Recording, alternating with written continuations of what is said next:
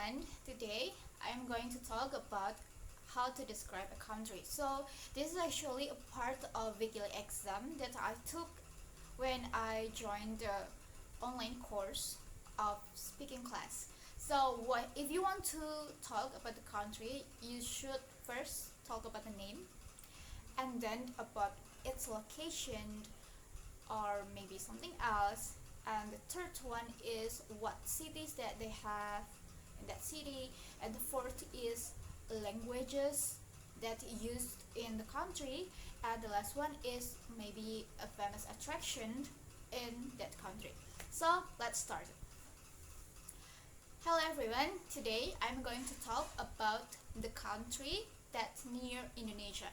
You might probably know about kangaroos, so I'm going to talk about Australia. Australia is a country and a continent near Indonesia, so it is basically a neighboring country of Indonesia and Papua New Guinea. Australia is also known as Green Continent. Why it can be called Green Continent? Because Australia, despite having has a climate, is Australia because it has dry and warm climate in most of the places. A lot of greenery plantation live there, for example like eucalyptus and acacia tree. And the next one is I want to talk about the cities. So if I talk to you about Australia, probably what comes to your mind is about Sydney. Yes, but Sydney is not the capital city of Australia. The capital city of Australia is Canberra. Canberra. Oh, you can say if I pronounce it wrong, but yeah, it's Canberra. So Australia is not just about cities because Australia has a wide territory. So it is consists of 7 states. The first one is Northern Australia, and then Western Australia, and then South Australia, and then Queensland, and the next one is Victoria, and then New South Wales, and the last one is Tasmania. So before I talk about Sydney and Canberra, so these two cities is in New South Wales. And what about Melbourne? Melbourne is the capital city of Victoria State. And if you know about Perth, Perth is the capital city of Western Australia. And let's move to the language in Australia. So what is the languages used by Australians? It is English. Of course they have their own accent. For example, like you might probably know about Aussie accent. If you're curious how Australians speak or how is Aussie's accent, you can watch it on YouTube, or you can watch how Daniel speak. Daniel F. Nugents. And the last one is I want to talk about the famous tourist attraction in Australia. So you probably know about Sydney House Opera. Yes, that's one of the most famous place in Australia. And that building also was shown in the setting of the movie Finding Nemo, if you might remember about it. And the next one is I want to talk about kangaroo.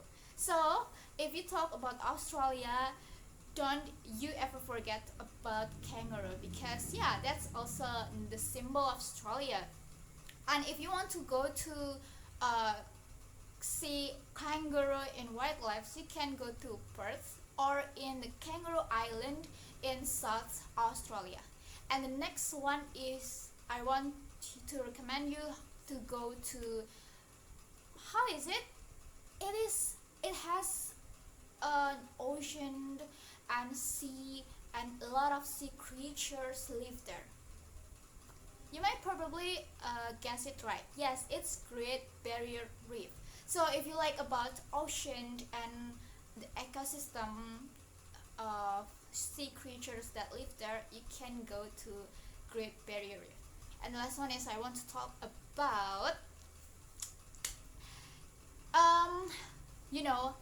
one of the most famous rock in Australia. It has a giant red mountain. So it is Ayers rocks or Uluru mountain. From based from what I know on the internet, Uluru mountain is a sacred place for Aboriginal tribe. And if you like photography, you can go there. Of course, if you want to take a picture of the Uluru mountain with its famous giant red mountain, you should take it from far away.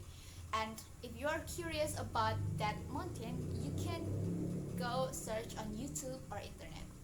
And that's all for today's country about Australia, and see you next time. Nah teman-teman, itu tadi salah satu materi aku waktu ikut how is it, a weekly exam, ketika aku ikut di speaking class di salah satu kursus yang disediakan oleh Kampung Inggris Pari.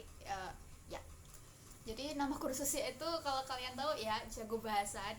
Ya di situ aku ikut ambil kelas di situ, dan levelku adalah intermediate.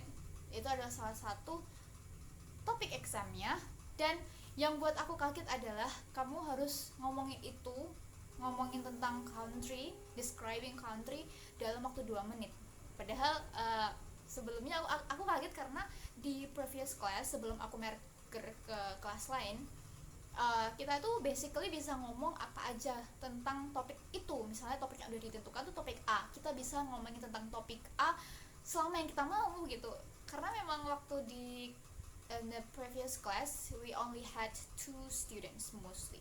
Ya, karena kita cuma ada 2 orang yang aktif di previous class, jadi kita tuh sejam tuh bisa dipakai kita berdua sendiri gitu untuk kelas. Jadi kita bisa ngomong apa aja yang kita mau. Sedangkan di kelas yang setelah aku merger, karena kita ada 6 orang, jadi kita tuh harus ngomong dalam waktu 2 menit.